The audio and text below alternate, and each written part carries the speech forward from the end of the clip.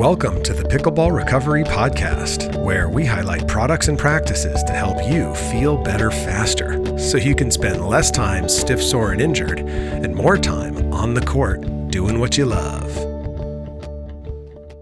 This podcast is sponsored by AlloMD. Don't just mask pain, eliminate it. AlloMD provides intense relief and advances continual repair for both acute injuries and chronic pain. All-natural, patented technology developed by doctors to get you back in the game fast without the use of opioids, steroids, or NSAIDs. AlloMD, harnessing the power of pure natural ingredients that provide deep, penetrating repair. Patented, validated, natural. Learn more at www.allomd.com and make sure to use the discount code PBR at checkout to save $5 off your order. What's up?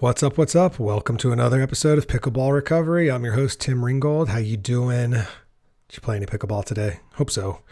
I am not playing any pickleball these days. I am in recovery from a concussion. Number 21. Welcome home to the family. Yeah, I used to fight crime, but not very well. Just kidding. I just have a history of head injuries. And part of the problem with my concussions is memory loss. And I can't remember if I even shared about this in my last intro. So how's that? Amazing. I will be definitely interviewing one of the people who's treating me in my concussion, a chiropractor who has a whole concussion protocol, really savvy guy. And definitely going to be sharing him as a resource with y'all because head injuries and concussion is way more subtle than you think. So, and I have a lot to share in this world, given the journey I've been on with my own head injuries since 2016. So anyhow, that's like more like trailer for, future things coming down the pike. But today I'm excited to share with you my friend and trainer, Nick Holt. And Nick and I have been part of a mastermind community for a couple of years now. And Nick is a wealth of information on different topics around men's fitness, specifically men over 40, which is why I'm so excited to have him on this podcast, because that's who I focus on, is the 40 plus pickler. But our topic today isn't men specific. So whether you're a man or a woman, you can enjoy the knowledge that he's going to share with you as it relates to your feet. Feet are a area of the body that have just not gotten enough love and attention as it relates to fitness and recovery. And so we're going to kind of, pull back the window shades on foot fitness and why it is so important. It's like you wouldn't build a house without a foundation. So why would you do anything in terms of training up the rest of the chain if you're not taking care of the foundation, which is your feet? So hopefully you're going to hear some really cool things that you haven't heard before, and it'll get you kind of thinking about how to take care of these puppies because they're the only ones we got. So sit back, relax, enjoy the ride, and I'll see you on the other side. Nick Holt, thanks for joining us on Pickleball Recovery. Hey, Tim. Pleasure to be here, man. I'm so glad we have an excuse to hang out, basically in front of others, because we are part of an elite group of aging athletes who are also entrepreneurs who meet on Friday mornings as a part of one of our entrepreneur groups. This group we're in called the 40 Plus Athlete. And we often share, best practices and modalities and things and routines within that group. And funny story, I just interviewed Joel Jameson for the podcast just last week. And that came directly out of being in, our metal entrepreneur group. So excited to have you here and share with my listeners and followers about what you've learned along the way, because I can't remember how long ago it was, but it was almost like when you meet somebody and you haven't seen them in a while, and then they tell you either about a movie or a book or a restaurant, and they can't stop going on about it. And you're like, wow, you are really into that thing. And for us, it was one day you came in and you were like, guys, feet. And it was just like, yeah, I got two of them. And right. Totally. And you're like, no. I don't even think it was feet. I think it was like big toe. It was like, guys, you got to get your big toe extension back. And people are like, big toe extension? What the hell are you talking about? You know, and it kind of reminds me of like the breathing stuff that's come so online now, where people are like, breath, of course, like we breathe. What's the big deal?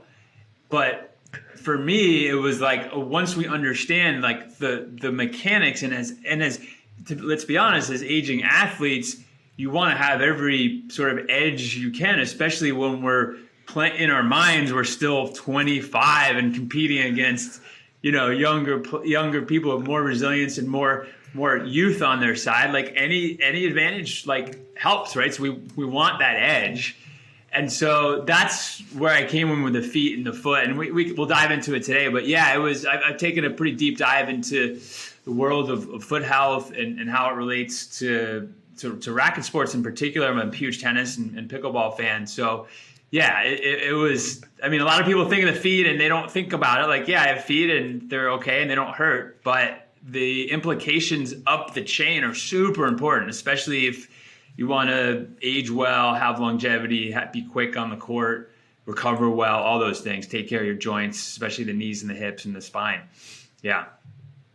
100%. And you were already a fitness trainer. Like, this isn't like you're just a weekend warrior who likes to hit a tennis ball or a pickleball and you stumbled upon this as a consumer. You're a professional. You work with people. You worked with me over Zoom to help me. And like, so just kind of help my audience, give us like a little backstory on, you know, your journey, not just as an athlete, but as a fitness professional. There was a point at which you were like, I want to help others with this, you know, looking better, performing better, feeling better, and just kind of give us a little synopsis of that journey. Yeah, totally. So my journey kind of started, I actually out of school, I played tennis, competitive basketball. I got recruited to play college basketball. A bad American football injury, actually junior year when I was 17, got hit, got basically a herniated disc from an impact injury. You know, pretty much basketball career was over. My doctor told me never to lift weights, never to deadlift and squat, and like I had to wear a back brace. So when you're 17, you're hearing this, you're like, holy shit, this is really, you know, like it's devastating. Totally. You know, my path. And then I went into sort of the corporate finance world out of college, worked behind a computer desk as an investment analyst for 7 years.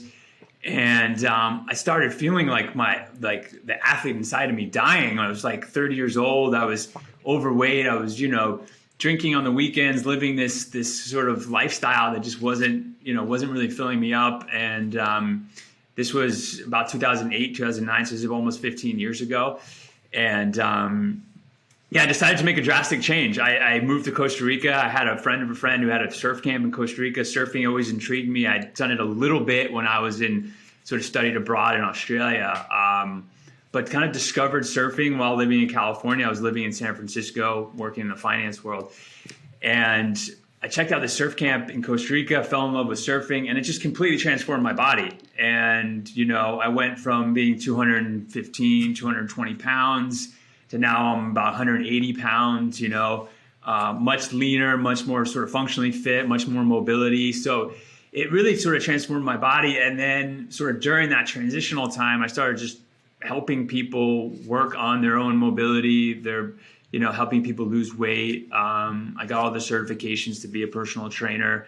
And so now that sort of evolved into sort of online health coaching over the last 5 or 6 years. You know, really helping men sort of in my similar situation who, you know, are doing well financially or doing well, you know, hitting all those success markers, but their health is really, you know, struggling. And so, you know, it's not a matter of like adding more things to their already existing to-do list. It's like, how can we almost like do less, but do it better? That's one of my big sort of teachings is like, let's look at a lot of the things you're probably already doing and let's just sort of optimize little things. And it's all the stuff that we know, around nutrition, around moving, around mobility, around hydration, recovery. I mean, something that you're doing. I love what you're doing here. But really executing on it, right? Like show me your last 2 weeks. Like 100%. How much are you sleeping? Like, how much are you walking? Like that stuff. And when you start to really take a closer, more precise look and you start tracking some of these things, you can really start making some amazing changes. So that's what I've been doing the last maybe 10 or 12 years. And then, the last couple of years, got back into playing competitive tennis, discovered pickleball, and it's really been a joy. And the surfing is my other passion that I do, but surfing is sort of an expressive thing. I love the competitive nature of tennis and pickleball because it really is a different dynamic, and it really is this strategic, cerebral play that I love that you don't get, I think, in other sports. So I love this idea of having to adapt to the opponent and to change your strategy. And I know you've taken a deep dive into this stuff too. So it's cool to see when you can actually execute and your body is working for you now, right? Like when you're doing all these things. Yes. So that's the big thing that we'll dive into. But that's my quick overview. So came from the finance world, and now I'm on the beach living in a little town called Tamarindo, Costa Rica. And I've been here for about 10 years, and I have a personal training business, and I do some health coaching online. Love it. That's I love how you said that, so many people get into almost the rat race of those like money and career, like check, like that, as if they got programmed that's number one and number two. And if you don't have your health, what is that? He who has his health has 1,000 wishes. He who doesn't has but one. And so like going down that road yourself and finding yourself at 30 years old overweight and realizing like, is this it really? And the courage to make such a drastic change, dude, that's like, I mean, people talk about it, people think about it, but to actually unplug, especially from finance in like San Francisco, you're in like one of the top tier bubbles of that world, to be able to cut yourself out of that world and kind of jettison yourself into this opposite environment to cause change. Kudos, man. That takes a lot of courage. I appreciate that. I think I was sort of blessed, like in hindsight, there was the 2008 sort of meltdown that was sort of a catalyst where like, before that it was like, okay, you have these golden handcuffs and it's like boom, boom, boom, that path to success that looks really clear.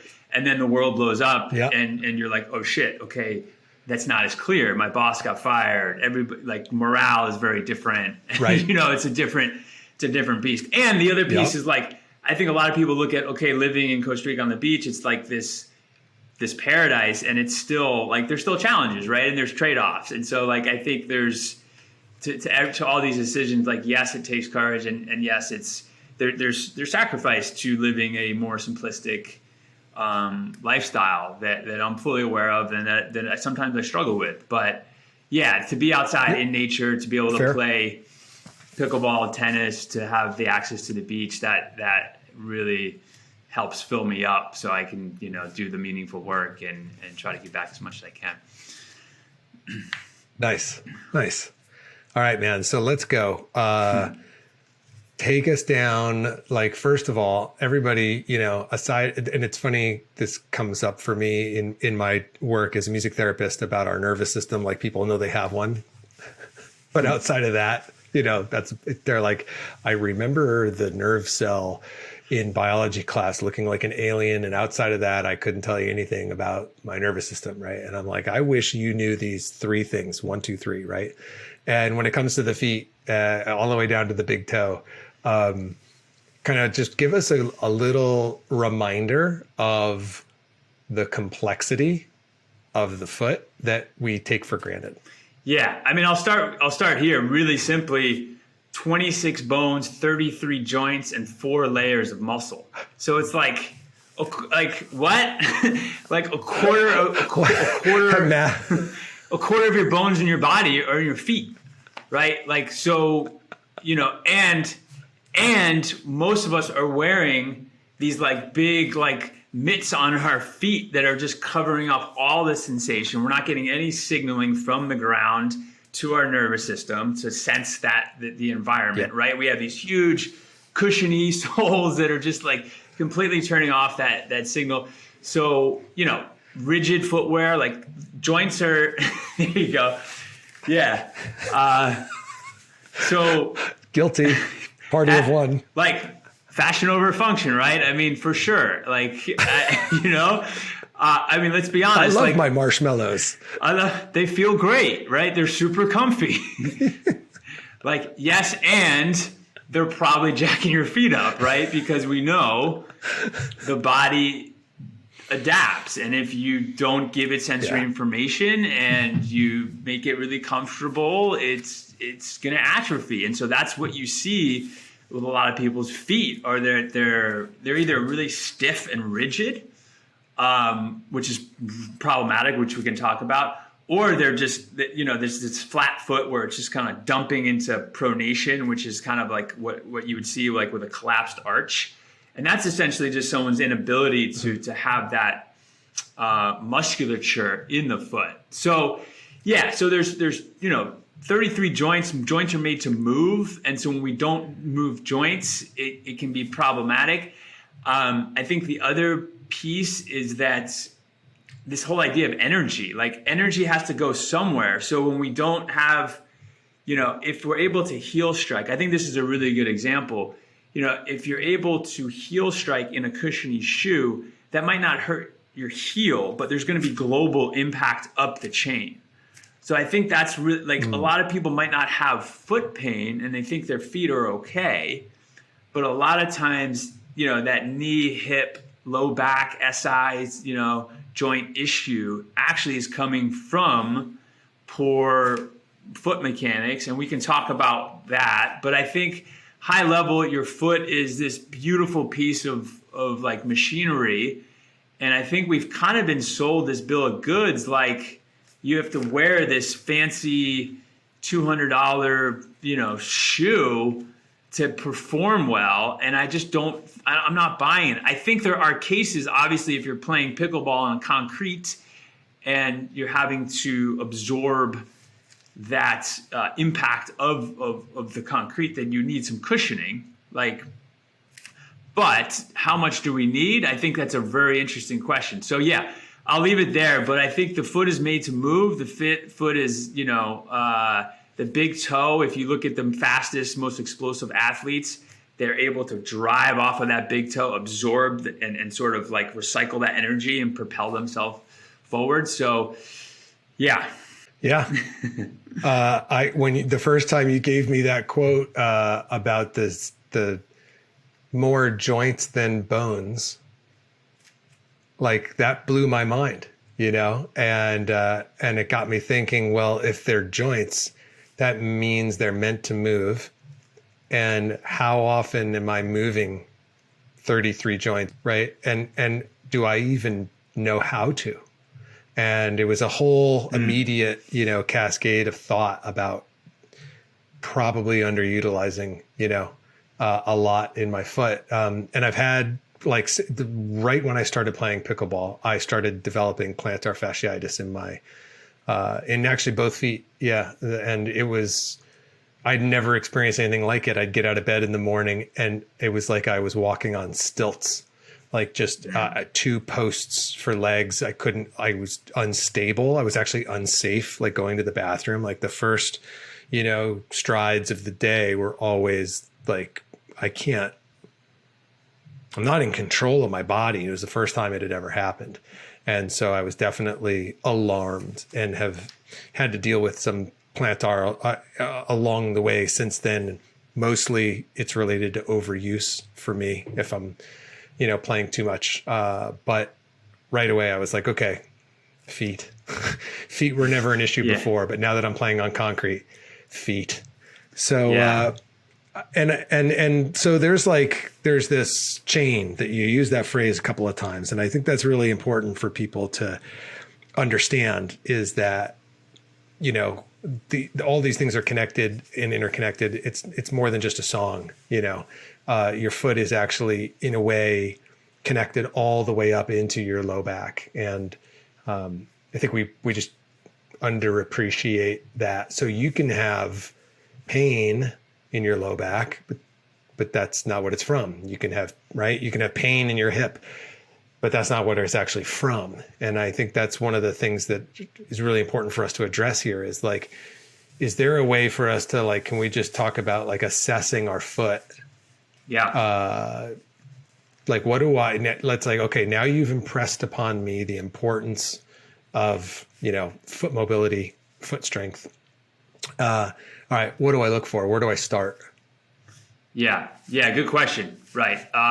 So I would say the simplest way is just to literally take a look at your feet and see like just take no judgments, just look at your feet, like stand up tall, maybe take like a couple breaths and just see how see what the current like status of your feet are. Are your toes, completely sort of together, especially that big toe? You'll see a lot of people who have had bunions are very familiar with this. That big toe will drive into the second toe. If that makes sense, right? So your feet should be wide enough, sort of at the toes. What we'll see is now a lot of this comes back to wearing these sort of narrow toe box shoes, and you'll see the toes scrunched up. So that's one thing, because you want this ability to splay the toes. That's going to give you better stability. That's going to give you better balance. If you look at, indigenous cultures that spend a lot of time barefoot, you will see some beautifully splayed, really, mobile toes, right? And so that's the first thing is like, what do your feet look like? And then like, I think the next step is like, how do they kind of function? Basic like function. Can you lift your big toe without lifting all of your other toes? I think we might have done this in that athletes over 40 group. You might think it's really straightforward, just lifting your big toe without lifting your other without your other four toes.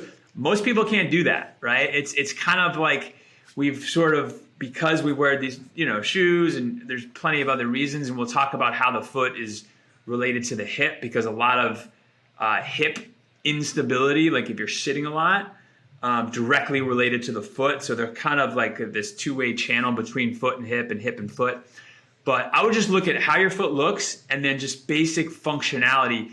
Can you splay your toes, and can you actively create an arch? Like, do you have more of a flat foot, or do you have more of what's called a supinated foot, where you have more of like a high arch, sort of rigid foot? And so for me personally, I have more of one of those rigid, I have a really high arch.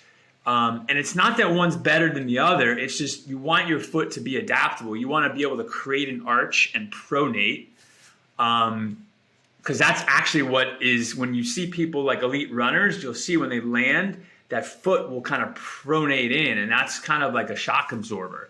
So as we talked about, the foot is this marvel of engineering, and it has all this capacity, but a lot of us just don't have the ability to use all of its capacity. So look at your toes and then do some basic function tests. Can you splay? Can you lift your big toe? And then we can get into some exercises later. There's this community that I'm part of called the Foot Collective, and I'll just give them a shout out here. And I'm part of their community, and it's we go on these 40-day 2 treks. We call it Trek to Base Camp, where we're going through all of this. We're looking at our feet, we're seeing where we're sort of where we're missing, and then we go on this journey to sort of address some of these issues, because a lot of this stuff, it takes time, but we have to sort of get this baseline assessment, like what do your feet look like? Can they do some basic movements? I would start there. Yeah. Have you done that big toe assessment? No, I was, okay. As soon as you said it, I started laughing, because I'm wearing socks right now. So like the shoes are already off after you were talking about the shoes. And then I was like, okay, I can't control my toes at all. But I have to say, just a total ADD moment. Like, I just want to say that I think splay is my new favorite word. And I want to be able to be at like a cocktail party and someone's wearing like open-toed shoes, and I just want to be able to say to somebody, hey baby, nice splay. And I'm willing to bet 2-1 that I'll end up with a drink on me, because it'll be, misunderstood. But I just think splay is awesome, and I'm going to be thinking about that and laughing all the time, because I just think that's a great word. But I don't think that I don't, like with musicians who play, we have finger dexterity that a lot of people don't have, and it's like, move one finger without moving the rest of them, and people are like, I can't, and I'm thinking about that from my feet, like toe dexterity is a comparable thing. Like, the ability to individually make that mind muscle connection and move a part of the body on demand. I don't have any connection to my toes, dude. No way. That's like never been on the radar before. And I don't even wear thongs, like, or flip flops, depending on what side of the country you live on. So like any kind of activation of my toes is like accidental. Yeah, and I don't think I think that's super common, right? I think again, the combination sitting, shoes, especially for women too. Women like if you've ever worn high heels, that really can cramming those toes down there. That can jack up the feet. So it's really common, but I think to your point, like around the fingers and like the body is what I've learned. If I've learned anything in this sort of 10, 12 year journey into health and fitness, is like the body adapts to the inputs that you provide, right? And the body is this incredibly self-healing, self-organizing organism that simply adapts to the inputs. And if you give it the inputs, if you train, the muscles, like part of this program, it's 30 minutes a day that we're committing to, and we're doing 30 minutes a day on specific exercises for our feet. And the progress is slow, but like those are the inputs that you need to give the body for it to change. And it's kind of a pain in the butt. It's not fun. I'd much rather be playing pickleball or tennis or lifting weights or surfing. But, for me, I just have this deep knowing that if I spend the time on this stuff, my low back doesn't hurt. I have this back injury that I've been dealing with. My knees are way less cranky, everything. It's like, it's just, I know that if I put the time in, and another, no-brainer is like rolling out the foot. I think that's something maybe we can talk about too, is like using a ball, lacrosse ball, tennis ball. I don't know if a pickleball would really be, it might be a little too soft, not going to work. It's too rigid. Right. But that idea of just loosening up and just moving, and even just grabbing your foot and just seeing how you can sort of wring it out and move it. Like, I think it's just, again, 33 joints, right? Made to move. Unbelievable. So I think it's very common, your situation. And I certainly was there. And I got into this whole sort of foot thing based on sort of having really tight ankles and trying to chase, had problems squatting and, just like I couldn't get squat depth because my ankles were tight from a lot of ankle sprains playing basketball. And, once I started addressing more of the foot function and foot, like reducing the stiffness in the foot, then it's like the ankle joint started to move a little bit more, and then the hip started working better. So obviously it's all connected. But it's possible to change. Let's talk about that. Yeah. Let's talk about that foot hip axis, because so many of us do sit. I'm sitting in one right now, sit in a chair, looking at a screen, sit in a car to go sit in front of a screen, right? Yeah. Like the number of us that spend, 8, 10, 12 hours a day sitting. Talk about that connection, about what sitting does. Yeah, I think it's, it's been popular, I think, nowadays to like call sitting the new smoking, right? I'm sure you've familiar with that, like hyperbolic statement that, exaggerations aside, I think they're obviously, I think sitting, to me, it's sitting in a fixed position. So like sitting in a chair with your hips at 90 degrees, kind of stuck in that sort of flexed position. So it for long periods of time is problematic. I mean, let's be honest, your body just adapts to what you do. So if you're just trying to be a couch potato and be a really good consumer of Netflix on the couch, sitting is great for you because you're going to get really good at it, right? If you're trying to lunge for a dink in the kitchen and you're having to access some of that range of motion that you don't get access to sitting, you're going to get in trouble because your body has sort of turned off a lot of that functionality because the brain is conserving energy, right? So it's there to conserve, and so that's where it gets problematic. So I think with sitting, to me, I look at it like there's like, there's optional sitting and then there's non-optional sitting. So I think driving a car, until we find a way that we can stand and drive, or eating dinner out at a restaurant, I mean, I think there's maybe even sitting at meetings, probably going to be some sort of mandatory sitting. But for the times where you're, watching Netflix, or for me right now, like I'm sitting sort of on the ground. So like I'm having to kind of change my positions with my hips. So I think this idea of like ground living is really powerful because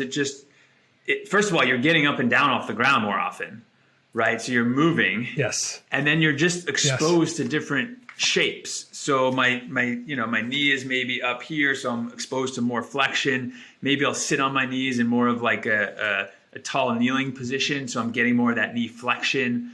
Okay. So for me, it's just, I think the first step, like everything, is like assessing your sitting like audit.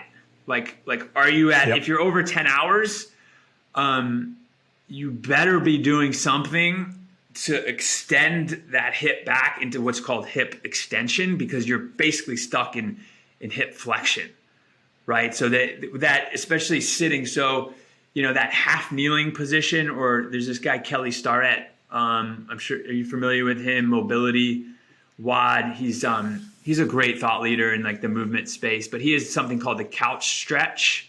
Maybe we can add this to the notes, but it's basically just getting that hip into more of an extension. So you're kind of squeezing your butt. You're allowing that sort of hip flexor tissue to sort of lengthen out. So the rule that I have with a lot of the guys that I work with is, for every hour that you sit, you have to do 2 minutes on each side to balance out that sitting. So if you're sitting 10 hours, Gotcha. You're doing 20 go. minutes of. So that's a nice little rule of thumb that I use.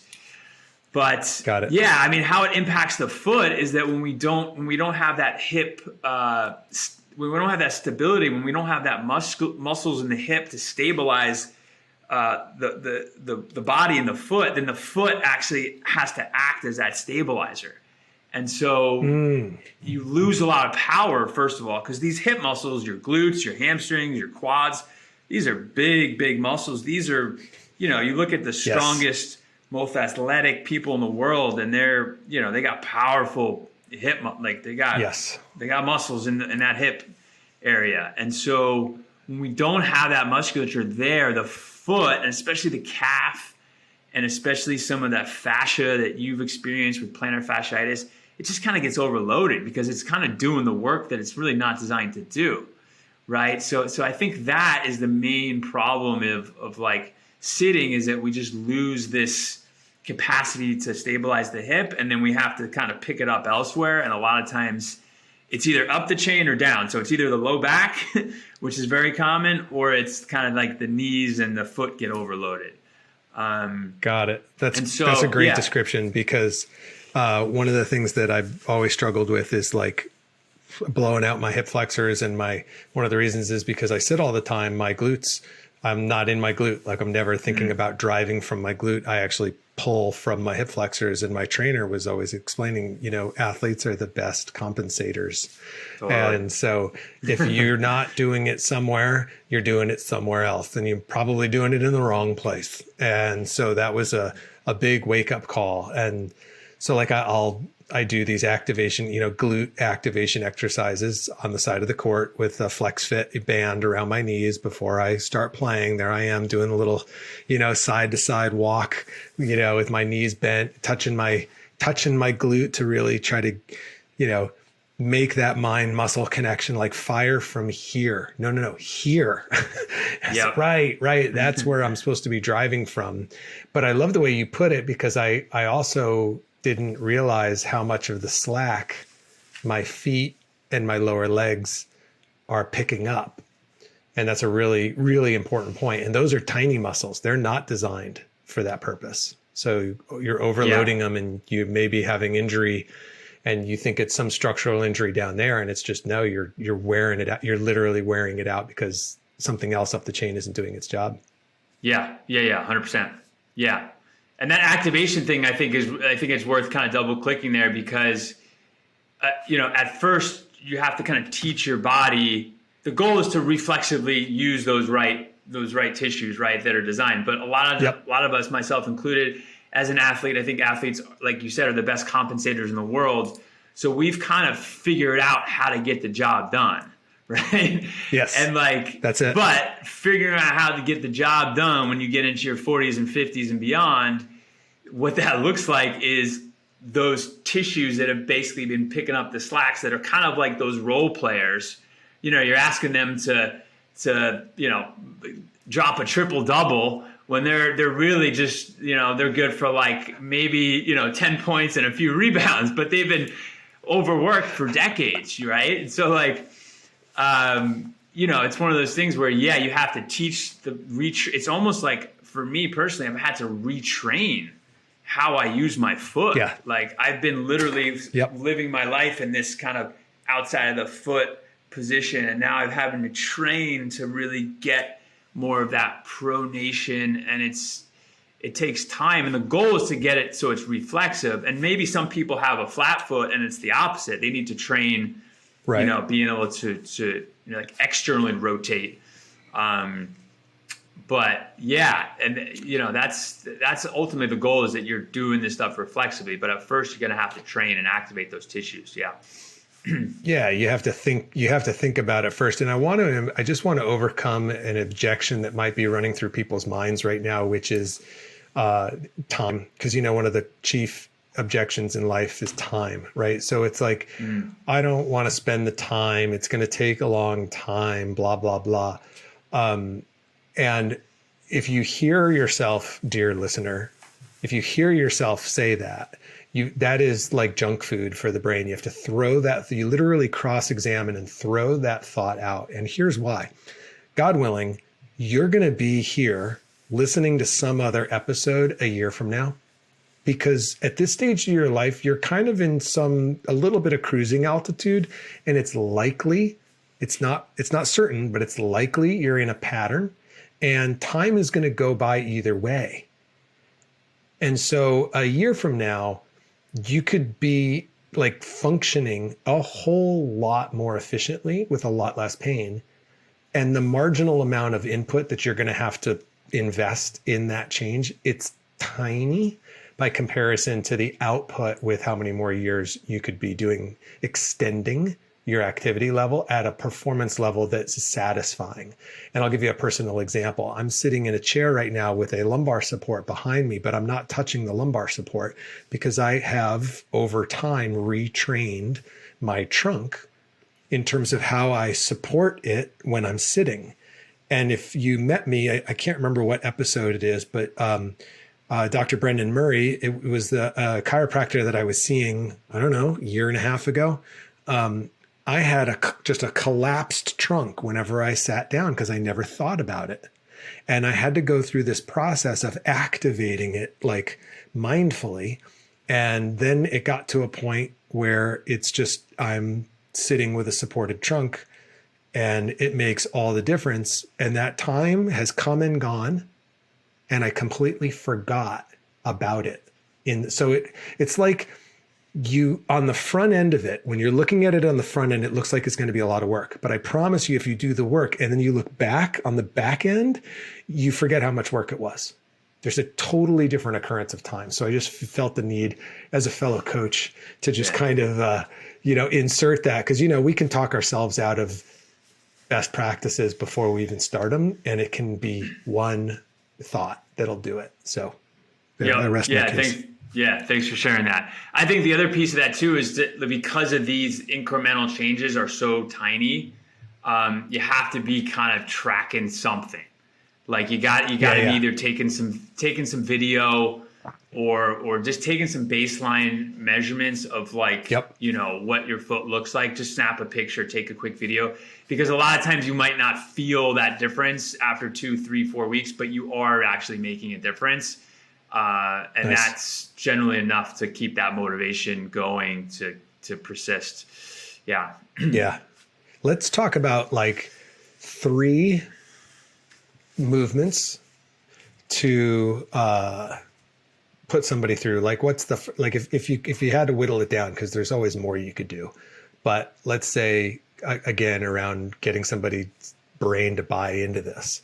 If I told them, listen, there's only 3 things that if you did these 3 things, these are like the keystone, habits for this to really get some traction. Ha ha ha.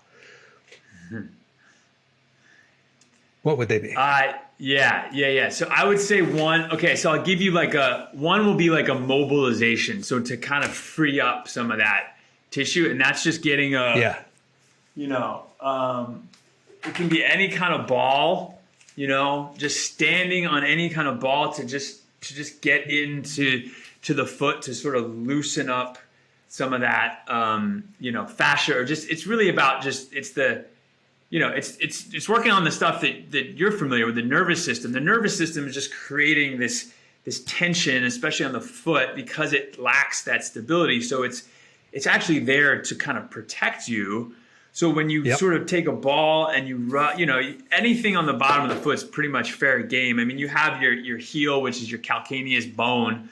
So you're not really going to get too much out of that. But anywhere in the arch, anywhere in the toes, to just sort of reduce that like neural tension into the tissue. And a cool thing to do is you can roll out your foot for 2 minutes. And this is kind of something that I do with a lot of people, or like do a toe touch or do a squat.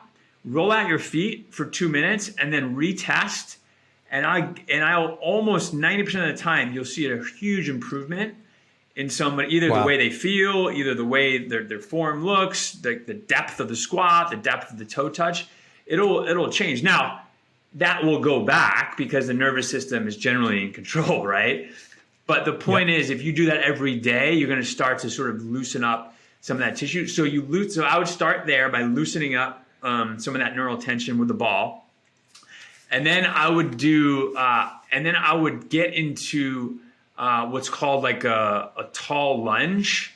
And I can kind of demo this if it's helpful, or we can send a link. You want me to quickly demo it? Yeah, if you've got a video of it. If you have a video of it, we can even float that video on screen for our YouTube, people who are watching this on YouTube. If you guys are listening to this right now on Audible or Spotify, go over to my website, pickleballrecovery.com. You'll see the podcast tab, click on it. You'll see this episode, and then you'll be able to see the exercises that will just float on the screen. We've done that before. So it's basically cool. For those listening, it's basically just like a lunge position. So one foot in front of the other, and you're really trying to drive off of that big toe. So you're trying to get that, what's called big toe extension. And then the third, I would say, is, working those hips and those hip flexors. I mean, it's a little bit hard to give this kind of one size fits all, do this, because everything is so particular to your own injury history, exercise history, and all that. But I would say if you mobilize your feet with the ball, you do the tall lunge position, which we'll demo in the video, and then open up the hip flexor. But use the glutes, right, when you're squeezing to open up that tissue in the front of the hip. I think if people do that for 5 minutes a day for 2 weeks straight, I think you'll notice a huge difference. And that's really where, because you're right, there could be 1,000 things you do. I think doing 3 things twice a day, 5 minutes a day, and you will, consistently 2 weeks, and you'll see some pretty dramatic improvements in how you feel and function.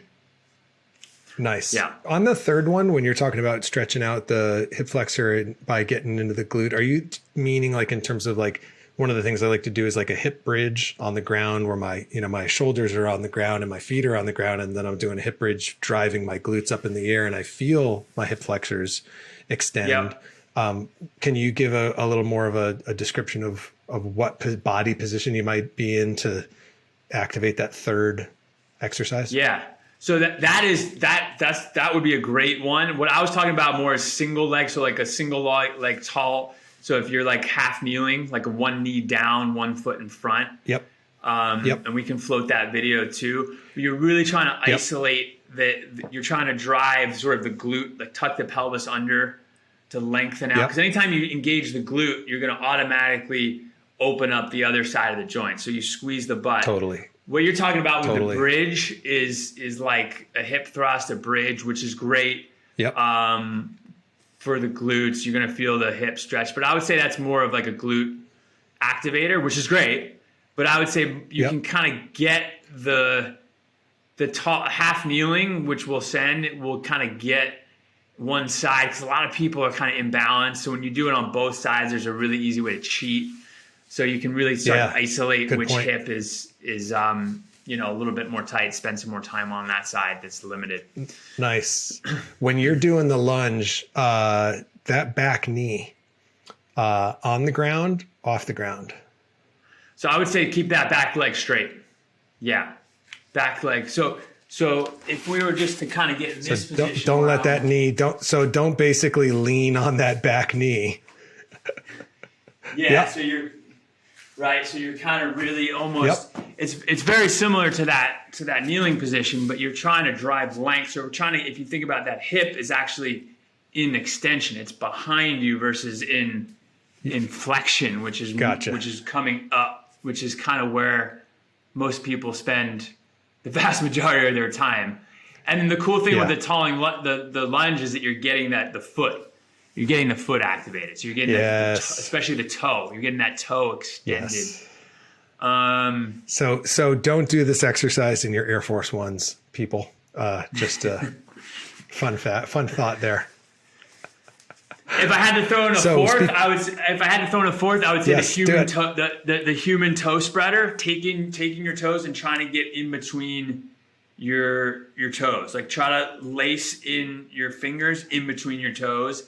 And it's going to be really uncomfortable for most people, but just to get some of that like stickiness in the toes to sort of ungunk that is going to be really, really helpful.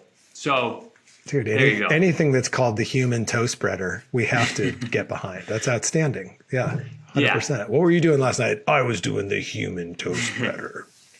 I'm wearing wild toes right now, which are like toe spacers. I just pulled them off. So these are like, right? So it's almost like what you would wear if you're getting a pedicure. Hold them closer to the camera.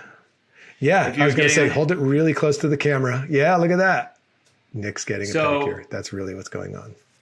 So essentially, that's like passively splaying those toes, and you actually see a lot of now that this has become so much part of like the zeitgeist and foot and the barefoot movement and natural footwear and all this stuff. Yep. You see a lot of people training with the toe spreaders, because that's actually you're realigning the joints and then you're loading the muscles with better alignment. So it makes a ton of sense. I'm now training, primarily when I with my toe spreaders on all the time.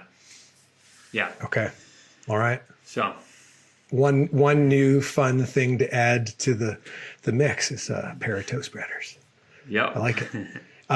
All right. And now you did just mention, I don't know if you said functional footwear or something. You just used a phrase to describe footwear. Yeah. Minimal or let's talk about footwear real quick. Mm-hmm. Natural footwear. Maybe that was it. Now, when it comes to being on the court, like I was mentioning before air, most people I see out on pickleball courts are still wearing tennis shoes, specifically, tennis court shoes, not tennis shoes, meaning sneakers, but tennis like Asics or whatever brand, right? Babolat, K-Swiss, and a couple of brands have just come out with a pickleball specific shoe. Some brands are purporting that they have a pickleball shoe, but they're just rebranding an existing shoe in their line. Basics. So what would be something to be looking for in our shoe for on court, and then what's something to be just thinking about when we're off court in terms of healthy feet? Yeah. So great question. So I think where I would start with that is that I think there's a spectrum of like natural footwear to all the way to like unnatural. And so the way that I would look at it would be with natural footwear, there's basically the 4 F's. So it's more flat, it's more flexible, It's thinner so you can feel the ground, and then it's foot shaped. So I think for your daily driver, like the shoe that you're wearing around, your house, or, I would probably recommend going barefoot. You have to be a little bit careful if your feet have been in shoes your whole life and you go directly to barefoot. They might not have the capacity for that load, right? So we got to progress slowly. You see that a lot of people get in trouble when they wear a barefoot shoe and they go running and they don't have the capacity in the foot. Got it. But generally, I would say try to sort of evaluate your shoes, or make your next sort of daily driver shoe flat, flexible, foot shaped. And what was the other one? And being able to feel the ground. Feel. Yeah. Now, when we're talking, court specific, I think that gets a little trickier. I think the most important thing is that it's the right fit, right? So you want a shoe that fits right. You don't want too much space between the toes, as far as between the big toe and the rest of the toe box. And I think that's a sort of almost different, like a more longer conversation around what that looks like, because I think that's really going to be specific to how much capacity your feet have. So I wear a normal tennis sneaker to play tennis and pickleball. But I make sure that I'm taking care of my feet, and that, I'm wearing a more natural shoe for the rest of the day. Got it. I think we're going to start to see companies because I do think that, like, if you look at even the pro ATP tour and you look at a lot of these guys, and they have a ton of cushioning, and you're seeing a lot of injuries too. When, like, if you fall or roll an ankle, and the difference between having an inch of cushioning versus like 2, you're falling from a much greater height, more gravity, more force.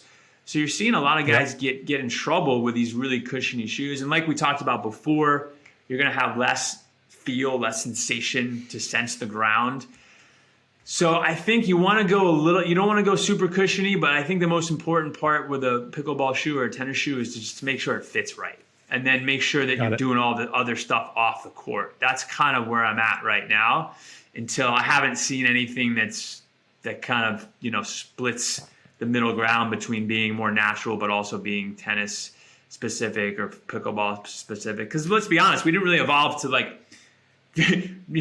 do all these shots and like stop, start and change direction. So a lot of, we do need we do need some cushioning, and we need some lateral support. But we don't want to have too much where we're overly reliant and we're sort of getting away with poor movement patterns, right? And having that affect us up the chain. So that's kind of like the sweet spot. I actually recorded a conversation a few months ago, and I can share that link with you guys. And we had a call with one of the coaches for the number 2 doubles team in the world, this guy, Dave O'Hare. And he had some pretty cool insights around footwear on the Pro Tour and what that looks like. So, it's an interesting conversation. I don't think they're really talking about this kind of level of nuance and detail at that high level yet, but I think it's coming. It certainly feels like there's like a shift, which is great. Yeah, it is. And I did bash on ASICS, but I'm going to say something nice about them. They just designed a new shoe based on Novak Djokovic's game for him. And the data points that went into the shoe design were absolutely redonkulous. Like the amount of data that ASICS is now collecting on the different types of tennis games that people play. And whether you play serve and volley, or you play baseline, or you're a hybrid, they're designing with a lot of engineering. They are designing shoes that are very specific to the style of play on the court. And they recommend, based on your style of game, they have a different shoe. Because when I realized that they had just rebranded their volleyball shoe as a pickleball shoe, I was like, all right, I need a new shoe. How do I begin the education process? And I was super impressed with the amount of research that they're doing, at least at the very top. And like anything, it starts with what they're doing with the elite athletes, and it kind of trickles down to us weekend warriors, or some of us are a little bit more than weekend warriors, but we're getting there. So even Skechers just, signed a deal with two of the top pickleball players, and there's a pickleball specific shoe that they allege, they consulted with the Tyson and Catherine about what they needed in their shoe and what they wanted in their shoe. So, hey, if it's growing that fast and that many people are going to be ordering them, I think we are going to see a little more science behind a good shoe for us. Nick, where do people find you online? Yeah, the best is just go to my website, Nick Holt Fitness, just my first and last name. Holt is Holt. And I'm also on Instagram at Nick Holt Fit. I have a cool quiz that guys over 40, that's mostly the market that I work with, can take as far as sort of determining whether it's strength, flexibility, or cardio that's kind of holding you back. It takes like 2 minutes, so it's kind of an easy way to get into my ecosystem if people want to learn more. So I appreciate sharing all this, and thanks for the opportunity, Tim. Awesome. Nick, thanks so much for joining us on Pickleball Recovery. Woohoo! You got it. Thanks so much for listening. Did you know there's one place on the web for all your recovery needs? It's at www.pickleballrecovery.com. You'll find all the products I personally use and recommend, along with exclusive discounts on many of them, as well as my blog where I help you make sense out of all the different products and practices out there to keep you moving and feeling better so you play better. After all, your body is the most expensive piece of equipment you own. Also, do you want to know the number one mistake picklers make that leads to increased pain, soreness, stiffness, and injury? Just head over to pickleballrecovery.com and download my free guide to playing with less pain and more enjoyment. Listen, pickleball makes us feel young at heart, but not young in body. So go download my free guide at www.pickleballrecovery.com. See you next time.